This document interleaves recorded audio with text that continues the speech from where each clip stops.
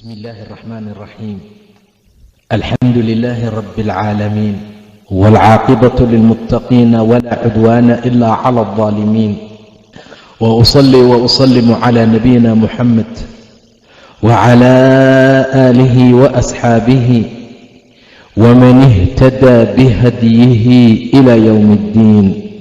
أما بعد، فقد قال الله تعالى في محكم تنزيله وهو أصدق القائلين: يا أيها الذين آمنوا اصبروا وصابروا ورابطوا واتقوا الله لعلكم تفلحون. ilaahay subxaana wa tacaala uu ka dhigay shayga ugu qaalisan ee qofka mu'minka uu ku abaalmariyo. siisma lama siiyo qof ka khayr badan kana waasictinimo badan buu dhahay nebiga sabirka sal alla calayh wasalam. bacdamay xaaladdu sidaa tahay ayaa waxaa loo baahan yahay qaybihiisa kala duwan inaan ku sugnaano, inaan alla ka barino inuu ilaahay nagu arsuqo. akthar min 90 mar, 90 jeer wax ka badan ayuu ilaahay kitaabka sabirka kaga hadlay subxaanahu wa tacaala. wax la dayarsan kara ma aha, wax la yaraysan kara ma aha. wax ilaahay subxaanahu wa tacaala hadduu ku siiyo lagu siiyey khayr adduun iyo mid aakhira waa sabirka.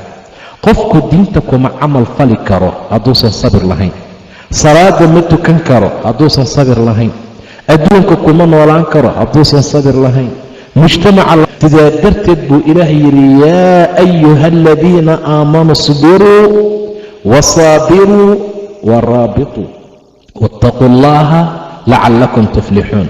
dadka iimaanka lahow sabra, gaaladana la sabirtama. isbiruu waa sabra, wasaabiruu la sabirtama. macnaha ayagaba waxay sameeyaan meel dhib badan bay aadaan, intaa inay diinkooda baafiyaan. meel kastoo khatar dhah bay galaan, way sabraan. ka sabir badiya haddii kale idinka la sabra ama la sabirtama ama ka sabir badiya. waayo in takuunuu ta'lamuuna fainahum ya'lamuuna kamaa ta'lamuun. haddaad xanuunsanaysaan buu dhahay ilaahay, iyagaba way xanuunsanayaan saad u xanuunsanaysaan oo kale.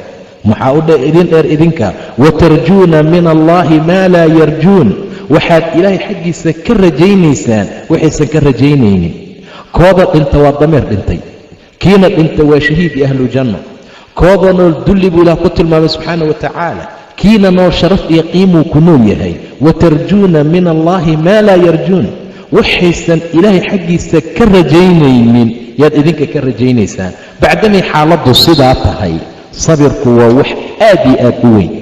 lama soo koobi karo qiimahay wanaagga uu leeyahay, sharafta uu leeyahay. iska daa wax kale, ilaahay subxaanahu wa tacaala wuxuu kitaabkiisa munasalka ku tilmaamay qofka saabirka ah ajirkiisa xisaab la'aan baa la siiyaa. maba loo xisaababa.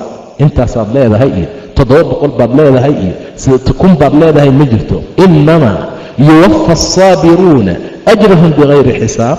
ilaahay dadka saabiriinta ajirkooda wuxuu siiyaa xisaab la'aan subxaana wa tacaala.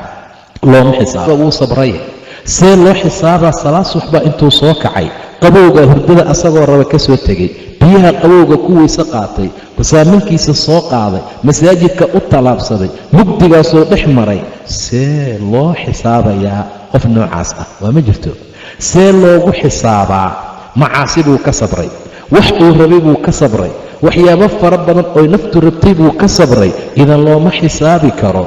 3 baa loo qaybiyaa sabirka: midna diintaa lagu sabraa walaalayaal iyo camalfalka, midna macaasidaa laga sabraa, midna masaa'ibta adduunka ku soo marayaa lagu sabraa. macaan iyo qaraar labadaba waa lagu sabraa. ilaahay subxaana wa tacaala wuxuu ballan qaaday axadka saabirkee sabirka badan khayr wanaag inuu heli doono. sabirku waa diya buu dhahay nebiga sal alla alay slam, waa iftiin, waa nuur. sidaa darteed baa qofka saabirka ah ee sabir ka badan